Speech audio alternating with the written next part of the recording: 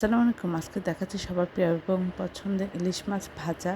আমরা এখানে দিলাম ১ চামচ মরিচের গুঁড়া, ১ চামচ লবণ, ১/২ চামচ হলুদ গুঁড়া, ১/২ চামচ ধনে গুঁড়া, ১/২ চামচ জিরা গুঁড়া।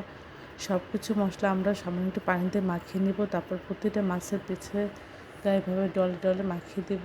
তারপরে প্যানে তেল গরম করে আমরা মাছ দিয়ে দিব এবং লো হিটে আস্তে আস্তে মুচমুচে করে ভিতর থেকে ভাজার চেষ্টা করব। এটা যতটা লো হিটে ভাজবেন এটার স্বাদ ততই বেড়ে যাবে।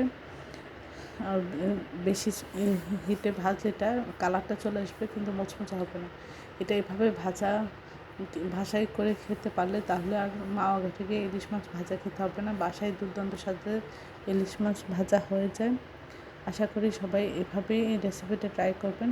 সবাই আমার চ্যানেলটি লাইক করুন, শেয়ার দেবেন, সাবস্ক্রাইব করবেন, প্রিয়জনকে বেশি বেশি করে শেয়ার দেবেন। আমার চ্যানেলে সব রকম রান্নার রেসিপি রয়েছে, আশা করি দেখবেন। আর এটা দেখতে যতটা সুন্দর, খেতে অসাধারণ হয়েছিল। আশা করি এভাবে একবার হলেও ট্রাই করবেন।